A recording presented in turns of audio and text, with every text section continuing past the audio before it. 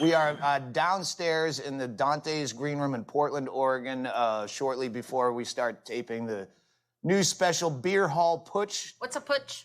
Beer Hall Putsch. It was, what is that? It was Hitler's early failed attempt at overthrowing the German government in 1924, where he'd work everyone up into a lather in the beer hall with 1,500 people screaming about the government. And then he got them all to race out into the streets, and we're going to take this shit over. And then a few people got killed, so he ran like a pussy.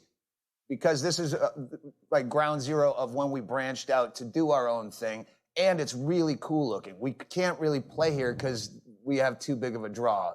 So it's nice to be able to film here. It's dark, it's creepy, it has a history with us. It's just, it has a good feel, and I fucking hate doing theaters. I wish all comedy specials were filmed in fucking 75-seaters, like old Lenny Bruce, smoky room, low ceiling. This one's not real low ceiling, but it's got the feel. Let's go drink. Some people say, yeah, I don't have to drink to have a good time.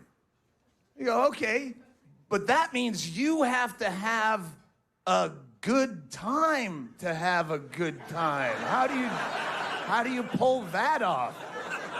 You just assume the universe knows it's your Friday, so some organic good time will swell out of the woodwork and appear at a certain time. You read the weekly and find the editor's best bet, and you email all your dumb friends in their cubicles. Let's meet up. We found a local eatery that's well reviewed. It has vegan options for Sheila. We'll meet there at 7:40.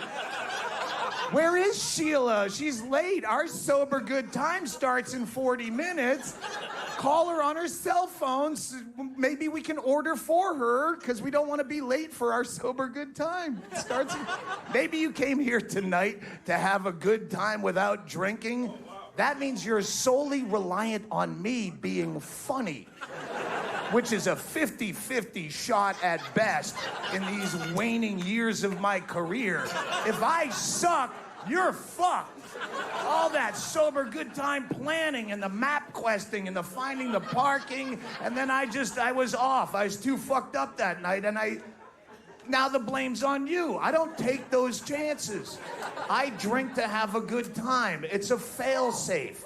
I take whatever mundane shit I was doing anyway, and I just start pouring booze on top of it. And within a short amount of time, it's fantastic. I'm talking to some shingle salesman in an airport bar, and he's showing me pictures of his dogs on his cell phone camera, and that's Miss Patsy, and this is Patriot. I call him Patriot because I got him at 9/11, and then within 5 drinks, that guy's hilarious to me. I'm hugging that guy on the way to his gate. I'm swapping phone numbers. I have a problem? No, lady. I have a solution. You have a problem with your sober good time. I'll feel like shit in the morning, but I'll know exactly why, because I got hammered. You wake up, you feel like shit, you worry. Oh, did I forget to take my omega-3s? My glands are swollen. Did I touch a toilet handle without sanitizing? I'm not sure exactly. You should have been drunk. And you just wake up and go, oh, fuck. It'll go away by the afternoon. I did stop drinking Jägermeister as though it were some like miraculous life choice. I brag to people when I stopped drinking Jägermeister. Like I'm doing Bikram yoga now and eating tofu. I'm still hammered all the time, but it's not Jaeger, which is just a shitty drink. At some point, I saw a clip of myself on stage yelling at the bar, hey, can I get a shot of Jägermeister? But I could see me. Like, in my head, I'm young. But then I saw I'm just an old fucking dude, and just the word Jägermeister coming out of your mouth is some desperate cry to be young again. And it's like the old guy is a silver-haired fox, but he still has 2 hoop earrings. And he's like, hey, ladies, like, oh, don't be that fucking dude. Just drink something clear. Because, Jake LaMotta, the fighter, is a neighbor of ours in Bisbee, Arizona. He lives 2 blocks down. If you don't know Jake LaMotta, he was a fighter, a legendary fighter. The movie Raging Bull, yes. No. Robert De Niro. For you 22-year-olds, let me explain. Robert De Niro used to be an actor. In the moving pictures, one of his greatest roles was that playing Jake LaMotta in Raging Bull. It was a real guy that's our neighbor, and we never met him till last year. A mutual friend brought him to the house to watch football, and we're wicked excited. Like, fucking Jake LaMotta's coming here. And they brought him over. He's like 91. There's no Jake LaMotta left of the Jake LaMotta. So we're all like happy, and they bring him in, and we're like, oh. Like, for a boxer my age, they're fucked up, and he's twice that. So they bring him in, like, he's fucking up. They have him by one elbow, 91 years old, and they plop it on the couch like an eggplant. And we're like, hey, Jake LaMotta's here. And he's got a trophy wife who's 30 years his junior, which means she's still in her 60s. So the trophy is a bit tarnished at this point.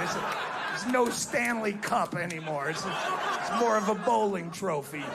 And she's a very sweet woman. She has all the characteristics of trophy wife. She has bleach blonde hair, and the 60-year-old tit job is forced up so the good parts are showing through the top. And you go, okay, and she's very sweet, and she's trying to distract from... Jake LaMotta doesn't know where he is. He doesn't know he's watching football. He's confused on the couch.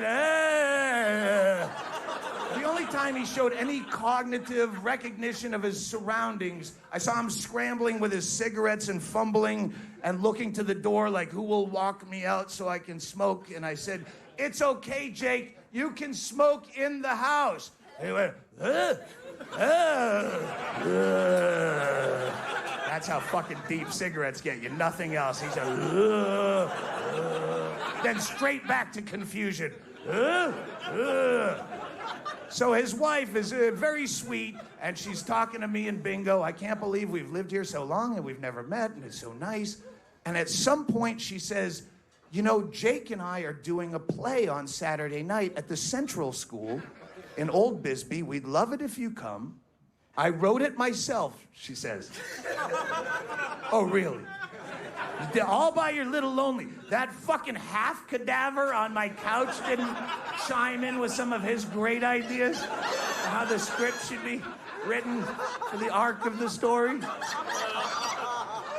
And normally you would have to stun gun me, cattle prod me to get me into a play. I'm not interested until I spend an hour and a half with Jake LaMotta at my house. That's gonna be live on stage. I'm not missing this for the world. And we went, and it lived up to every awful expectation that we had. It was so tragic. She wrote it herself. It's called Lady and the Champ. And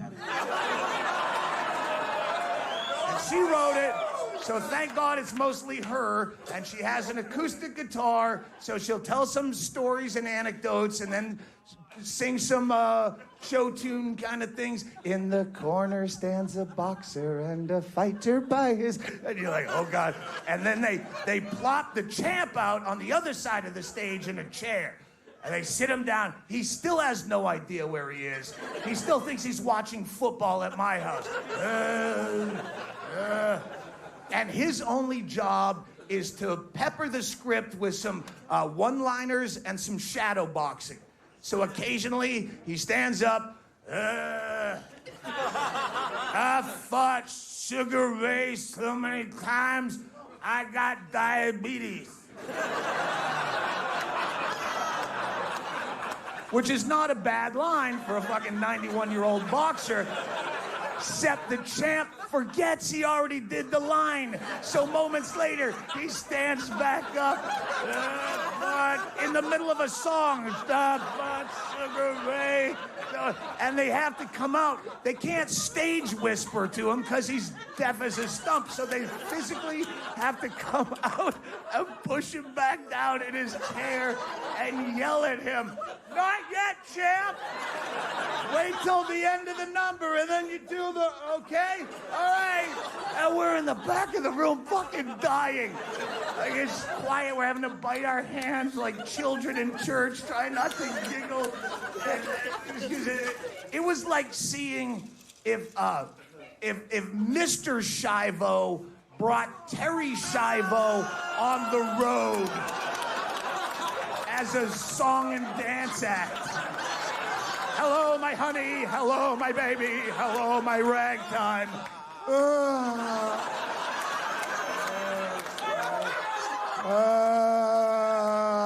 Thank you. Terry and I will be selling merchandise after the show. Terry will lick your T-shirts for you to personalize them as a little souvenir of the great time we had tonight here.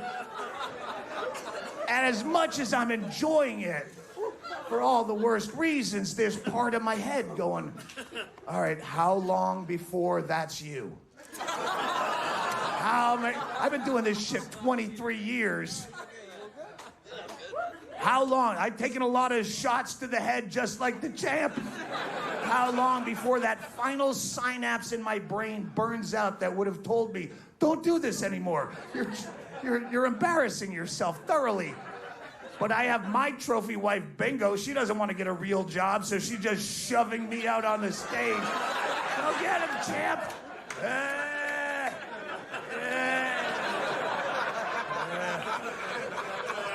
Jägermeister.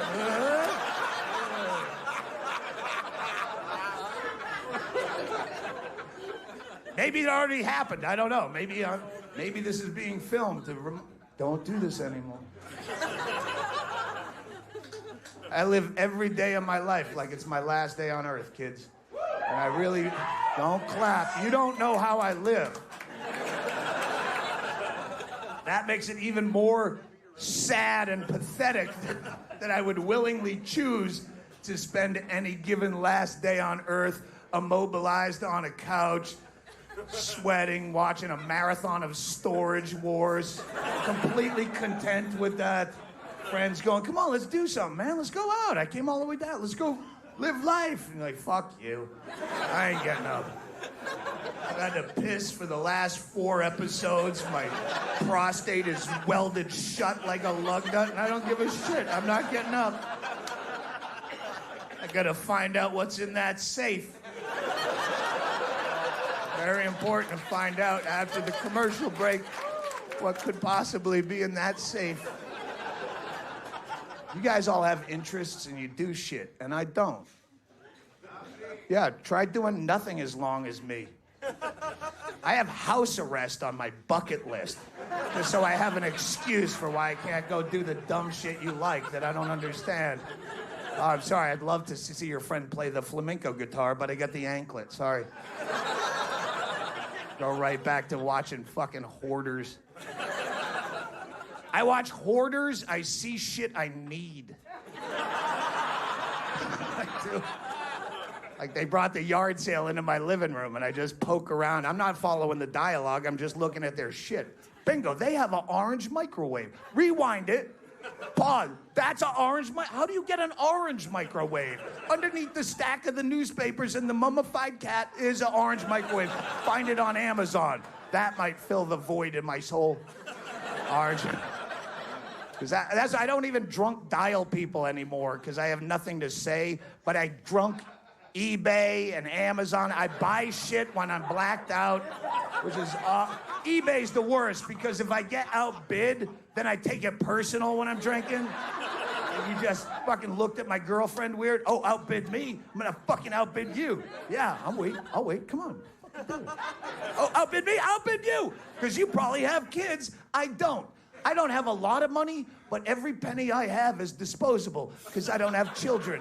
I bought a shitty, cheap house on the Mexican border My nut is $800 a year in property tax. I could beg that. You're gonna outbid me. Eventually, you're gonna realize, oh shit, my children have to go to college. And I'm gonna realize, oh shit, I need a vintage pachinko machine in my house for some unknown reason. Outbid you, you lose. I'm a giant winner somehow. Way worse than drunk dialing, because drunk buying shit, you don't even remember you did it for 5 to 7 business days. You walk out of your house and UPS is building some corrugated Great Wall of China outside. What did I do now? What'd you get yourself this time, Mr. Christmas in July? Miracle socks, as seen on TV. Actual purchase. I don't have circulation problems, but evidently, when I drink on Ambien, that's some underlying fear I didn't even know I had, is deep vein thrombosis. I'm gonna die. Maybe that's why I never work Australia. That long flight could kill me with deep vein.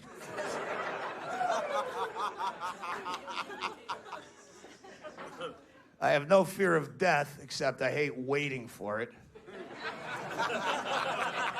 Come on. I beat cancer. I never had it. That's how I beat it. Oh, you survived it. I beat the fuck out of it by not getting it. I've courted cancer every day of my life.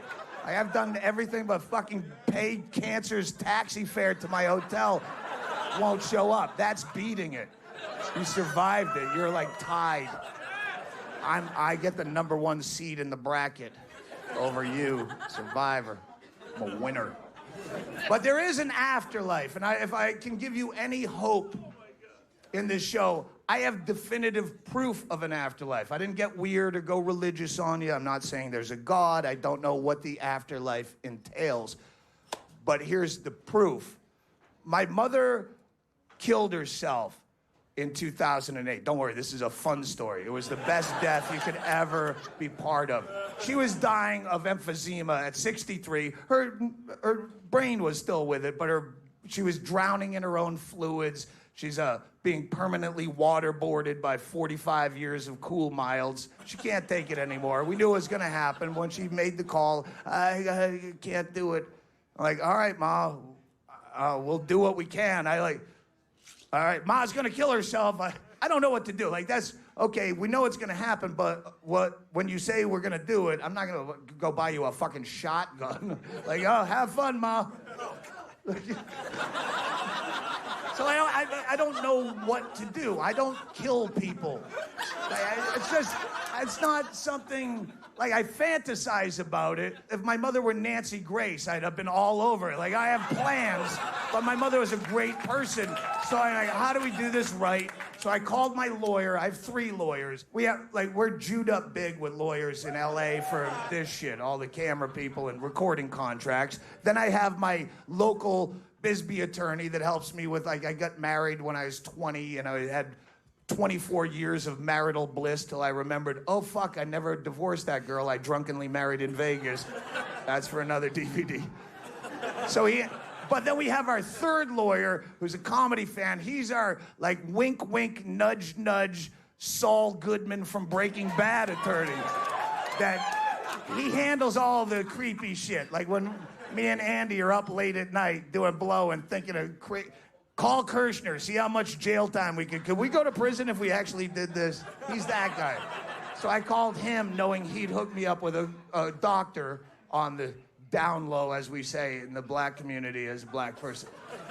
He gave me the number to a doctor, and I go, hey, my mother's gonna cash out and I don't know what to do. He said, what do you have? I go, I got Xanax out the ass. On the border, you can get all the fucking Xanax you want. He's like, that's no good, that's anti-anxiety. Does she have hospice care? Yeah, she does. Then she should have morphine. Ma, you got morphine? Yeah, I got morphine. All right, she's got morphine. We worked out the dosages and the milligrams, and he goes, if she has 30 of those, that's enough to kill any human being on the planet. She had fucking 90. I'm like, oh, okay, we're good. Okay, we never talked, remember that. Okay, doc. So I'm like, all right, we're gonna do this. First of all, bring her to my house, because she lived in 300 square feet of hoarder paradise, old electric bills with spider webs, all cramped. Like, it's depressing enough if you're gonna help your mother kill herself. But we're gonna go to my house. We'll tidy up. So we set her up with a hospital bed in the living room. She had been AA off and on for my whole life. She had, at this point, been 4 years sober. And I'm like, you're not gonna kill yourself sober, right? You can't take those chips with you. Right? She's like, yeah, you're right. Why would I do that? That's dumb. So she, in her heyday, she was a Black Russian drinker. So I set out a mini bottle of Kettle One and a mini bottle of Kahlua with her pills for whenever you're ready, let me know. We laid down ground rules. I said, Ma, if you're gonna kill yourself seriously, you can't do it on Sunday or Monday, because that's football. And that's a dick move. If you can call your own time to leave this planet, don't do it during someone else's planned event. Don't be an asshole. And she did it the Saturday before football. That was great. She came in on Thursday, Saturday night, she goes, it's time. And I'm like, time for what? Like medication? No, it's time. And I'm like, oh fuck, this is real. So I wake up, bingo, like it's going on. We start mixing up White Russians. She decided to make Black Russians White Russians because she thought the milk would coat her belly better for taking all the pills. Like mother till the end. Do you have whole milk? I got skim. Skim will work. I just don't want to throw up the pills. Chicken soup for the suicide. You're so sweet. So we're whipping up drinks, and I didn't so much assist the suicide as bar back it. Like I'm in there mixing drinks because we're all drinking. We watched Bad Santa together, our favorite movie together. She had a very dark sense of humor. I didn't come from nowhere. My mother used to review porn on the Man Show. She's fucking dark like us. So we watched Bad Santa, and she's trying to choke down these pills. She had a very hard time taking pills, so she just gagging and just getting them down. So I'm keeping a vague count. When she got around 30, little over, I'm like, Ma, that's good. You don't need to do any more. You're fine. And she said, I don't want to take any chances. She's so scared of fucking up. She took all 90. No, we're sitting there in horror going, you're wasting. Ma, they said 30 of those would kill any human being alive. You could leave 60 of them for me and Bingo as our only inheritance, other than the last 17-year-old blind cat you have, Georgia. Yeah, we're gonna have 60 morphines to have spontaneous memorials for Mother every here and again. Remember, Mom? Papa Morphine. Woo! What a great lady. What a crazy old bitch. No, hoarder till the end, all fucking 90. And then we fucked with her hard. I remember her last words as she's coming in and out, because we're just goofing on her as she's doing this, as she's fading in and out. I didn't even know if she'd respond. She was just hammering cocktails. And she's laying there, half in, half out, with a White Russian on her chest that she'd occasionally get to her mouth and it'd spill. You know when you come off the wagon, you hit it fucking hard. And it's pretty bad when you're trying to keep up drinking with an 83-pound, 63-year-old woman. And I go, wow, you're really knocking those back, Ma. And she goes, there's times to be dainty and there's times to be a pig. And we all laugh. And this is Mother's problem throughout her life. She was a funny lady sporadically, but when she would get a laugh, she would just hammer it and over-tag it and repeat the joke. Like, I can keep getting a laugh off the same joke, and it would ruin the joke. And when we all laughed at there's times to be a pig, I saw her go into, and I go, shut your fucking mouth. Those are perfect last words. You're not gonna ruin this joke. Cut the mic on Mother. And then we just roasted her as she fell in and out. We just did a Friars Club roast, making fun of her and making it a fun, dark suicide. Ma, wait! They found a cure! I love you. Fuck you. I was a bad mother. I love you. At one point, I remember I said, Ma, if there's any kind of white light situation, that other side that you get to, if you can communicate with us Houdini style, see if there's any way that you can make the Saints cover 8 points at Oakland tomorrow. Because I have money on the game.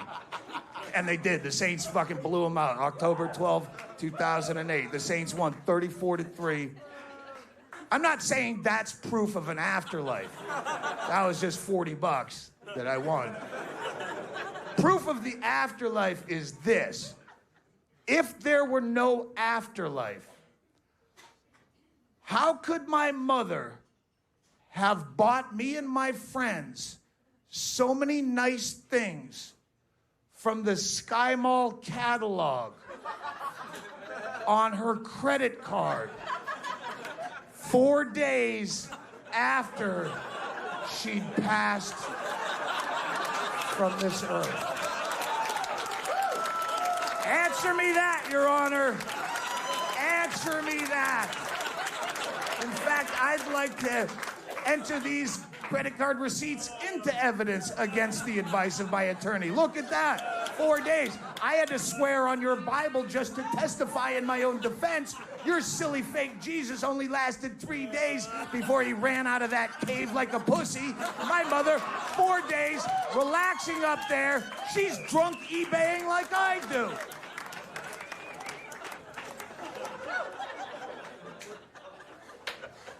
That last piece of that story has special meaning to me because in my entire career, that's the only chunk of material I've ever had that had a statute of limitations before I could comfortably tell it on stage.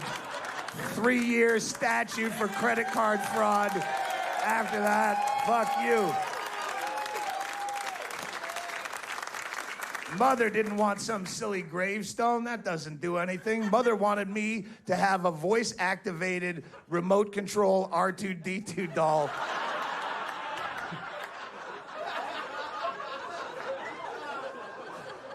I'm just saying we all occupy in our own way. You occupy your fucking filthy Portland hippie selves because you hate the 1%. And you hate the banks because of their predatory lending practices against the people and enslave them in a lifetime of debt. What'd you do about it? You stunk up a park for almost a year. I occupy far more efficiently.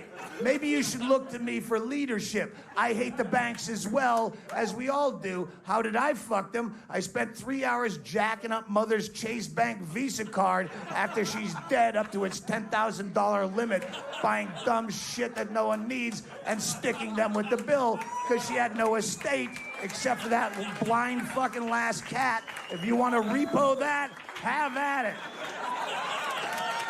That actually caused damage to the bank. Not sitting around with a dog with a kerchief and a cardboard sign, slapping on drums in a drum circle.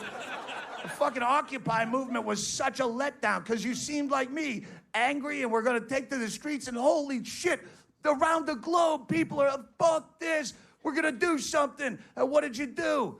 You fucked up a park. All you fucked up in a year is some guy's day who wanted to throw a frisbee for his dog, but he couldn't because you're all camped out there. You hate the banks? Don't fuck up the park, fuck up the bank.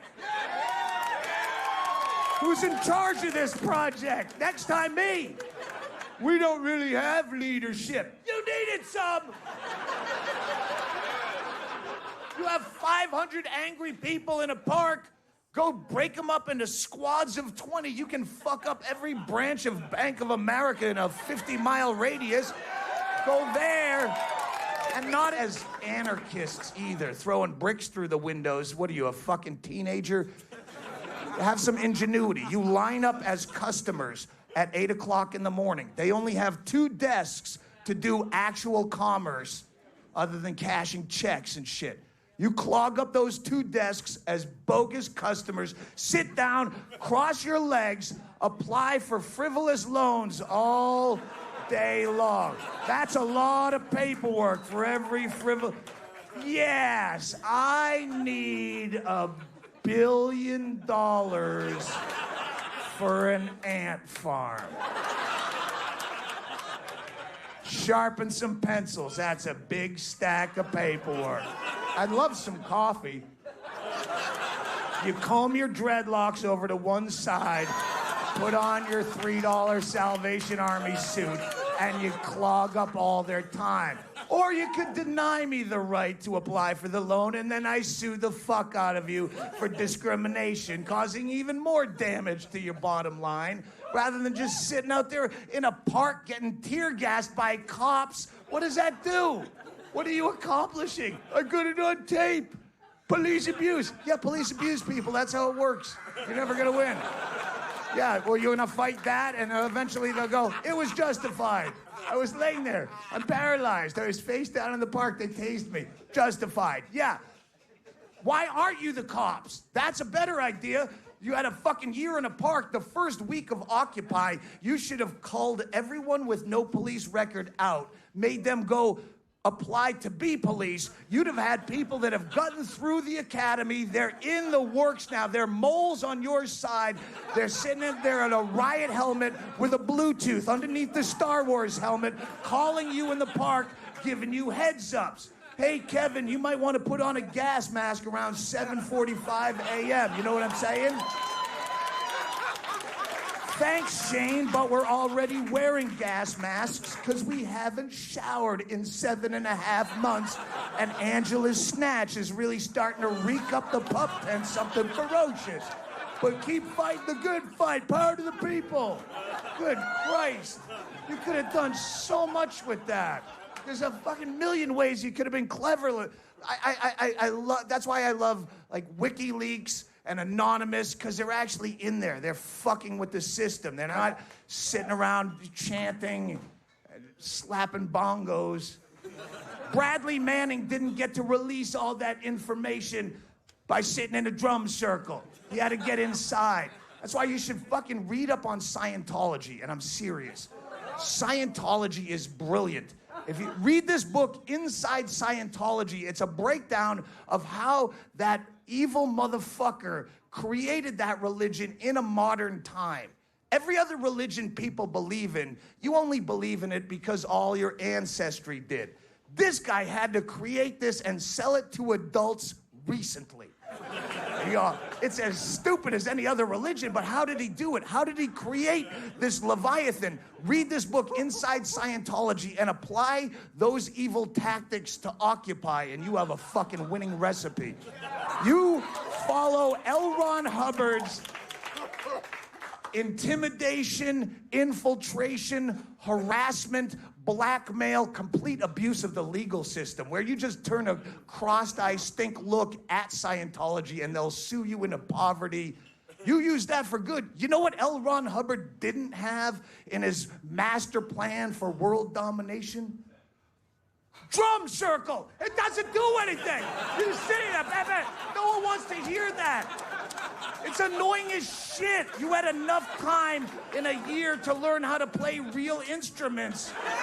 You could have had a whole New Orleans-style jazz swing band that people want to hear. Boom, boom, boom, boom. But instead, what? I'm not against you. I appreciate the passion. But I don't know how anyone who has a cause in life where they put that much time and effort into trying to change something, how do you pick one thing? How do you wake up in the morning and look at the billions of things that suck on this planet? You log into your Yahoo News and it's just countries you didn't even know were countries have problems you didn't even know existed. How do you pick one sliver of that and decide that's the one we have to print up t-shirts and have a car wash? I would be so confused. I want to make change. How do you pick something if it hasn't affected you? Oh, juvenile diabetes? Well, I don't know, but I have lots of free time during the day. I guess I should. Oh, wait, spina bifida. And the guy's right here, and he's uncomfortable to look at. So maybe I'll go with this guy's cause. And clitoral circumcision in the third world? And that, I know that gives me a handy excuse for not finding it, but that's selfish, and I have to stop thinking about me. Maybe we should, and as soon as you focus on one thing, here comes Sarah McLachlan on the TV with the skinny, sad puppies and the abused in the arms of an angel. I don't know why animals always seem to trump any human cause, but they do, and now you're telling me about fucking corrective rape, which is some weird thing in South Africa, you know? Corrective rape is where they gang rape lesbians to try to cure them, and I'm behind that just to bring attention to it because the term corrective rape is such a good comedy reference that I demand a bigger laugh when I mention corrective rape, but no one knows about it, so I want to bring attention to your cause. I just don't know how you pick. If I had any cause over the course of my career that I've bitched the most about, it's overpopulation, which is the root of most of the other problems you care about, anti-children. But I don't know where to send a check. I don't know. What do you do? The only solution that I've ever come up with, which I think is great, but no one's gotten on board, incentive-based eugenics. Eugenics was a practice of sterilizing people. Hitler got a lot of the credit for it, but it was actually done in this country long before Hitler even knew who he was mad at. We were practicing eugenics in this country. Eugenics was the practice of forced sterilization of undesirables, which sounds bad.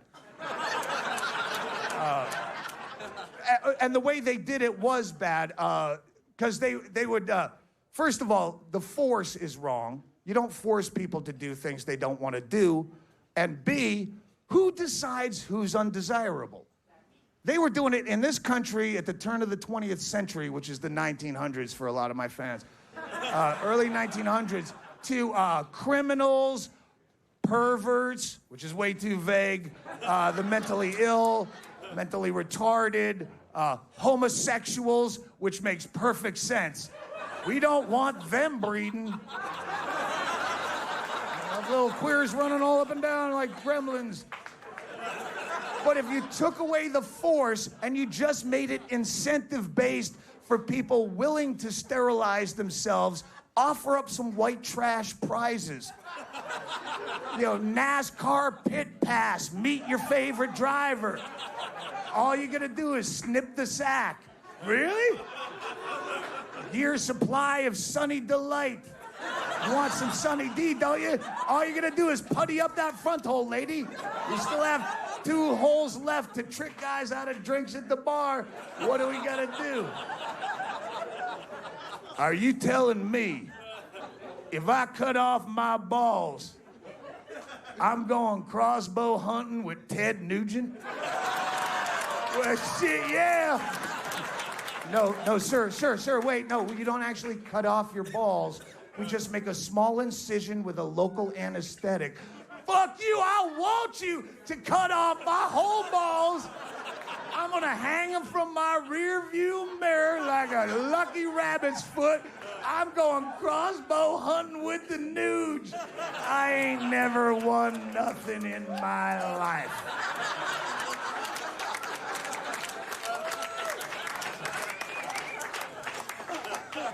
That's a workable plan. You can't argue with that. It just won't happen. Here's what I think. If you're behind, whatever you're behind, we should triage all charity. So we take the most important and most easily solved first. Everyone works on that, and we'll get to yours eventually. I would start with starving people in a world full of food.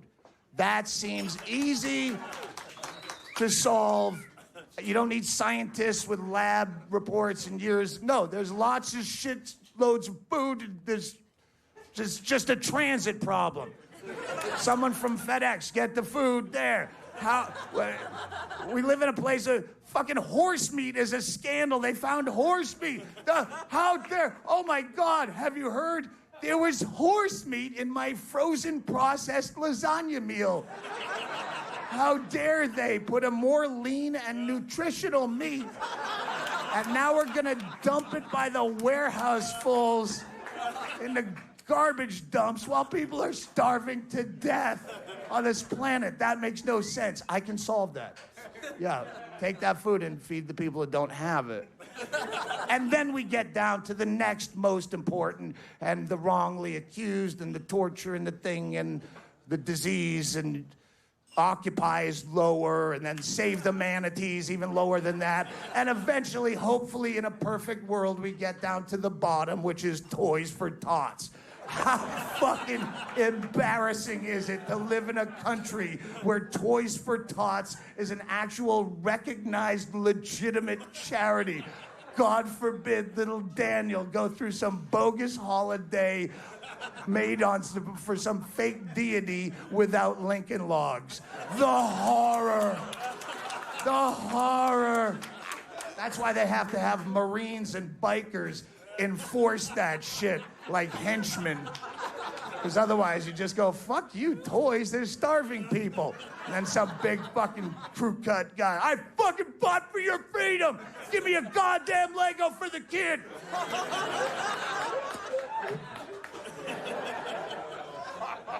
It's gonna be tough.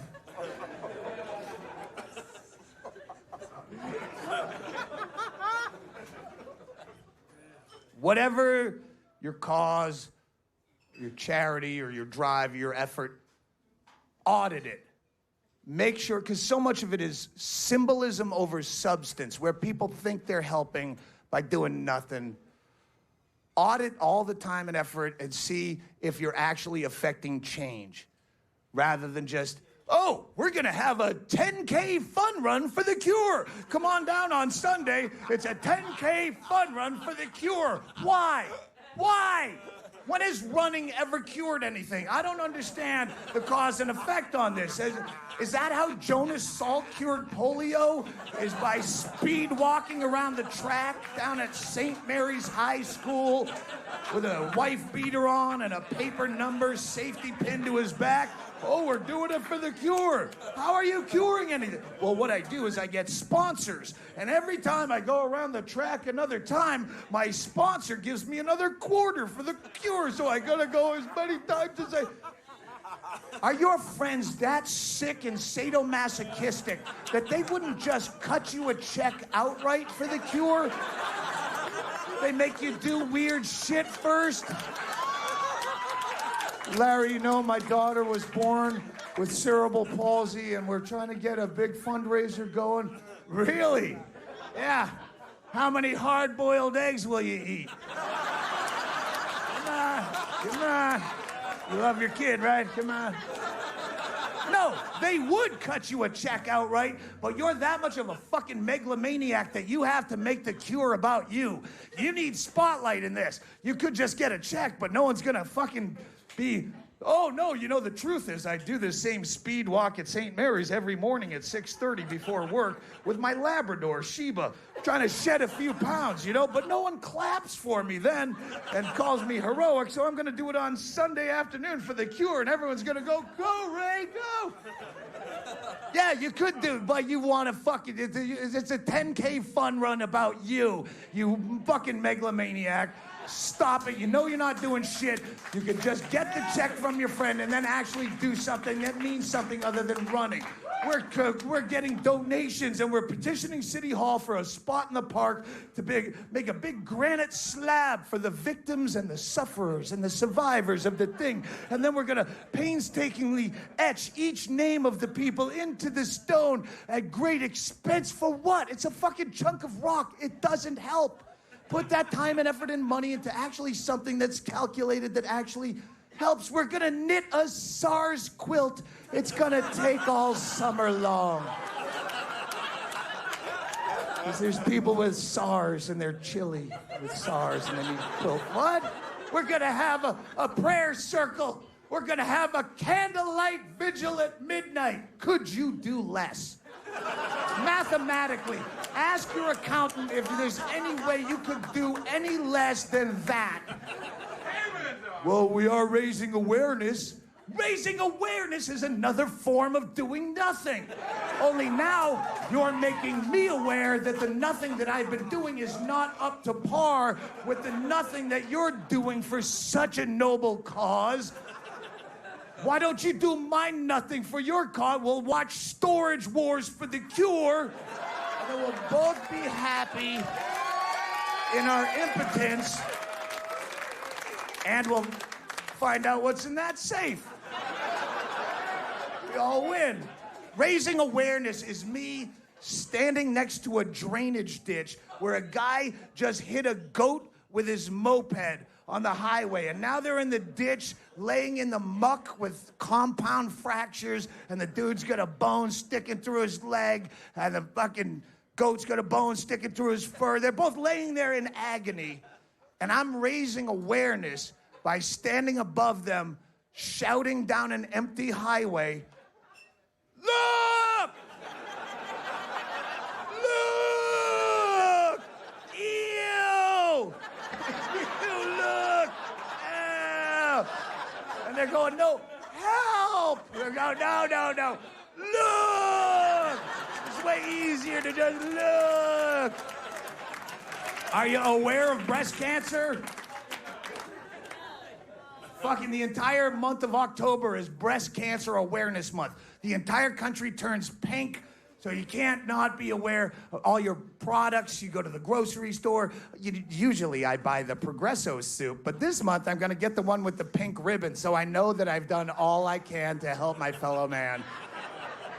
I don't read the fine print that says 0.00001 cents of every can, up to a very minimal amount, goes to, it actually goes nowhere near a titty ever at all. It goes to more promotional material asking for more money and to give very dubious medical advice where a lot of titties get chopped off that didn't need to because we're an industry, not a charity anymore. I don't read that part. I just see the pink ribbon and know that I'm helping. You've destroyed the color pink. There's no need for that. I like the color pink. And you've ruined it. You see pink, that's all you can think about. I have a pink bedroom. My bedroom is pink. I can't sleep in it during October because you just see the color and all you think about is giant metastasizing titties sucking the life out of some poor woman. Why you fuck up a color? Associate it with something else that's negative. Traffic and weather brought to you at the top of the hour on fucking 6:20 a.m. Hey, traffic sucks again. This is brought to you by breast cancer. And that way, next time you're stuck in traffic, you go, "Oh, wow, fuck, this sucks, but not as bad as cancer. Maybe I should try to help." Don't fuck up a color. Do you watch football? This is where it went too far with me. The National Football League participates in Breast Cancer Awareness Month. First of all, why is it Breast Cancer Awareness Month rather than Cancer Awareness Month? I assume if you cure breast cancer, that would cure ass cancer and face cancer and shit cancer. It's cancer.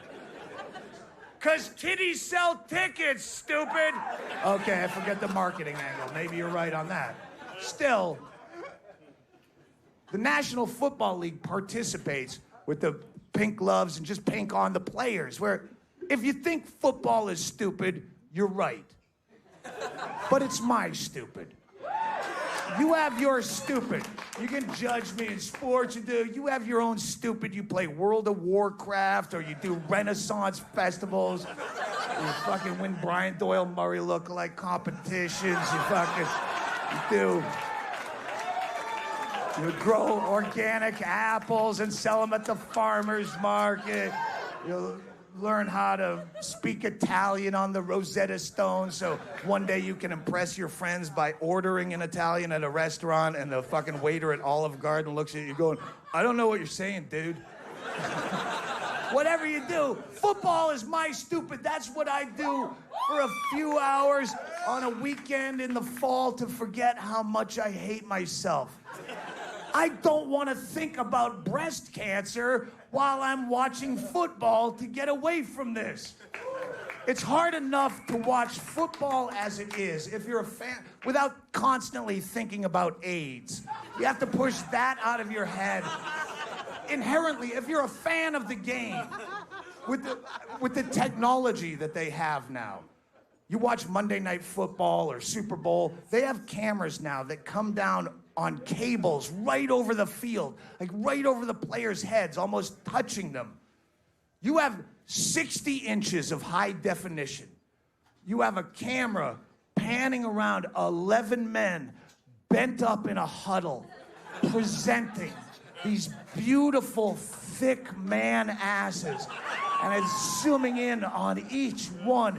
And it creates this Bangkok whorehouse scenario in your brain. You feel a little tuggle in your sweatpants. And you're like, oh, what if they were behind glass in Phuket? Which one would I select for my evening's entertainment from the Cambodian guy that runs the place? And he's got an eye patch. And I go, Jing Nai, Goya! And he pulls the guy out. Number 28. I haven't even seen all the guys, and I impulse buy on 28.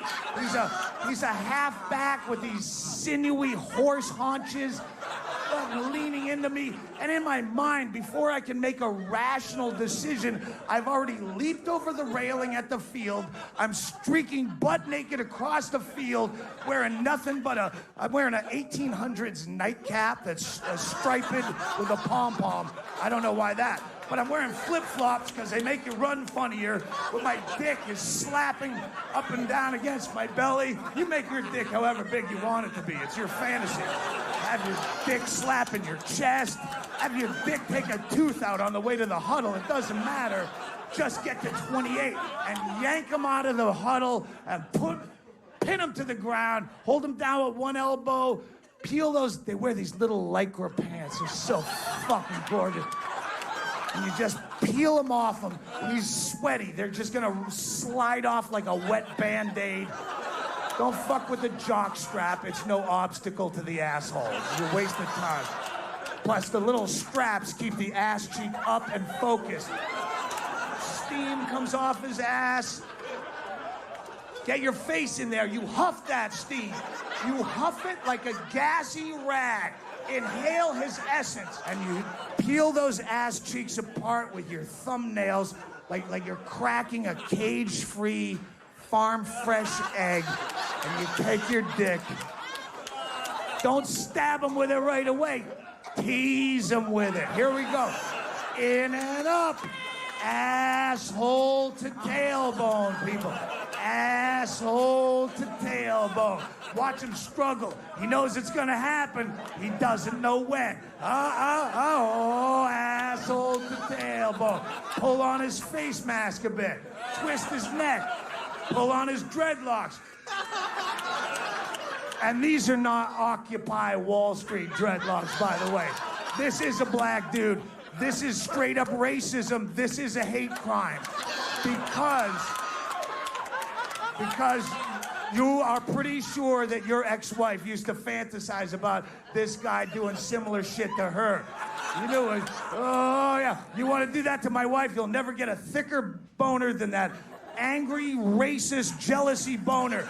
Veins are coming out of the head, and nothing makes you crazier. And when you get that boner, you just jam it in him like a fat salamander, and you ride, you do that porn angle where you bend your dick down and do deep knee bends so you can look at the people. You have 55,000 people are now out of their chairs on their feet chanting for you. They love you. They're like, fuck that guy. Fuck that guy. This is his home field, and they're on your side all of a sudden. Fuck that dude. Yeah, they're spilling beer. You feel the rubber start to slide off of you, but you don't give a shit. This is my day. They love me. I'm gonna launch rainbows of cum into this broken motherfucker, and you do. You're not even done coming when you pull out. Your dick's just still fire hosing and swaying back and forth, getting rid of the last of the spurts, and you have an end zone celebration dance that you've worked out in the hallway mirror all season. Little old school icky shuffle thing. And you spike the ball right next to his head. He's blubbering like snot bubbles and crying. He's not even making an attempt to get up. His asshole is still dilated. He's spasming. His asshole is winking like a cyclops in a rainstorm. He's trying to regain its original shape. One milky tear is dripping down the taint. It's crying for you.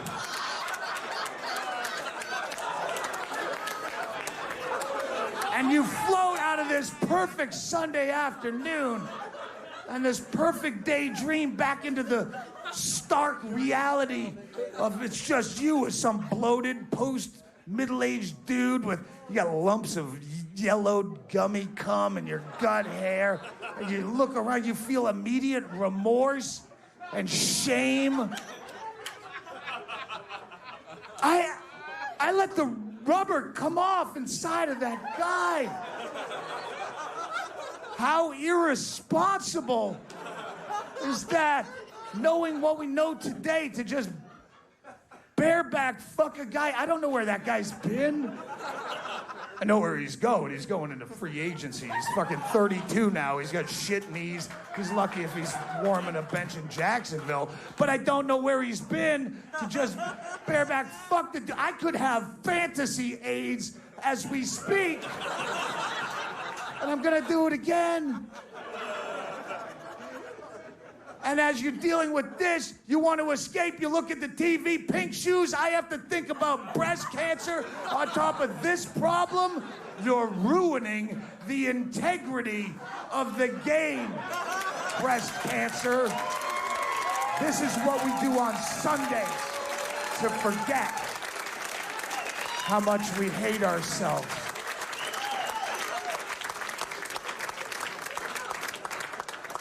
And I don't,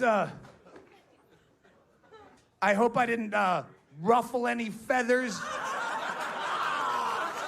But as an openly gay comedian, I feel a responsibility to talk about a lot of issues that, what are you gonna test me? You don't know if I'm lying. I can be as gay as I want to be up here. Fuck you. Are you gonna strap me to a chair and blow loads in my face to see if I'm fibbing when I say I love it?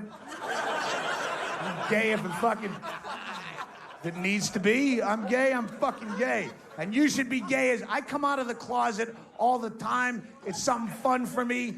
Do it all the time. I'm not saying lie to your friends and family or lead a fake life, but if you're just in some bullshit social situation around people you don't know, if you can drop the errant I'm gay in a conversation, not revelatory, like, I have to tell you. Just drop it as an aside. Is it just you and your girlfriend for breakfast? Oh, that's not my girlfriend, I'm gay, but it's just two of us. Is it a buffet or can I order off the menu? Just drop in, if everyone was just someone, oh, I guess they're just gay. Because here's the thing, I love homosexuality, I defend it, but I hate fagginess. Because it's aesthetically unpleasing, the whole la la la la la shiny. You don't have to do that. It's the same. I have nothing against Jewish people. I hate Jewiness and the clamming. I just can't get all I'm allergic. It's just like personally, that's unpleasing. I hate anyone who leads with their sexuality, homo or hetero. If I know your sexuality in the first 30 seconds of meeting you, you're fucking annoying. Heteros are the same way. If you have naked lady mud flaps, or you go, oh, after your show you want to go to Hooters, or you just watch the game for the cheerleaders, just go into a basement and jerk off, you fucking teenager, 13-year-old, and then come back when we can have a regular conversation. So it's not. That's why I like to come out of the closet as just a normal dude.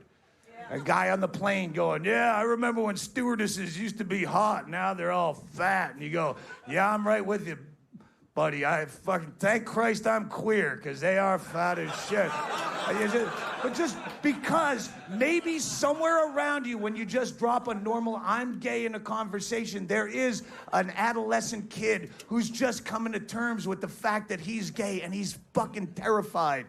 Not only just being gay, maybe he thinks he has to jump out of the cake and ride a fucking float, assless chaps, ice-capades gay.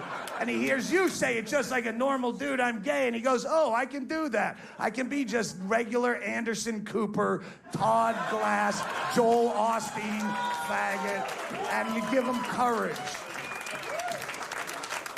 And it's in the Supreme Court now for gay marriage, and I hope you get it. Get the right to marry, and then don't. It's important to get the right. Not just symbolically, but sometimes you have to be married to game the system. You need the insurance, you need the inheritance, you need to pull the plug. Maybe you just need to get someone cool into the country. You know? So you need it for that, but don't if you don't have to. It's kind of like the civil rights movement where black people had to fight for the right to eat at the same lunch counter. Once you won that right, I hope you didn't. The guy's a fucking racist.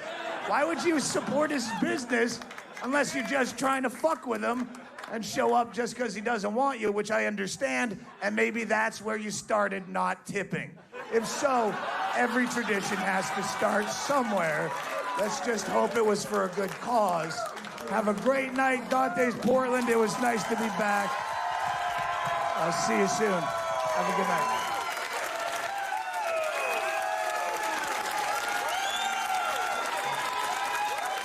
Will. So, do you mind just coming back down the stairs? Yeah. There. I told him I would. Oh, great. Sorry. You have another camera. No, that's it. You said one camera. You want them to come back up, too. Do you want them to follow you? What? Do you want just them to... asked me to come back down the stairs. Yeah, do you want them to follow you, or do you want to just... They'll no, just that's catch fine. you. I'm just Yeah. confused. Yeah. Take two, I'm coming down the stairs. All right. Hi, that was a show brought to you by B.